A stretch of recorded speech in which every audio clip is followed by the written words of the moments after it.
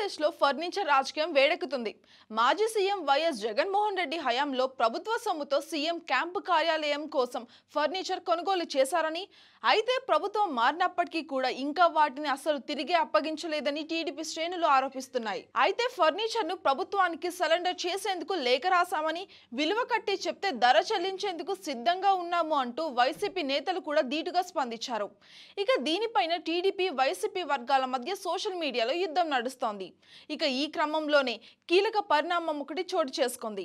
ప్రభుత్వ సొమ్ముతో కొనుగోలు చేసిన ఫర్నిచర్ ను వెంటనే తమకు అప్పగించాలి అంటూ ఏపీ ప్రభుత్వం మాజీ సీఎం వైఎస్ జగన్ కు లేఖ రాసింది.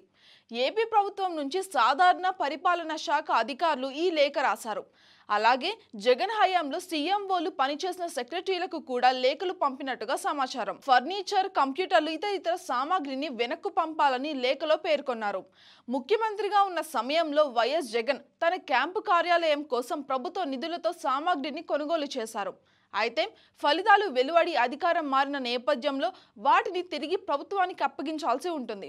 ఫలితాలు వచ్చిన 15 రోజుల్లోగా వాటిని సరెండర్ చేయాలని అధికారులు చెప్తున్నారు.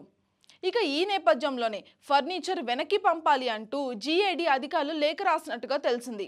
మరోవైపు ఫర్నిచర్ అప్పగింత విషయంపై ఇప్పటికీ టీడీపీ వైసీపీ వర్గాల మధ్య సోషల్ మీడియాలో పెద్ద చర్చ జరుగుతోంది.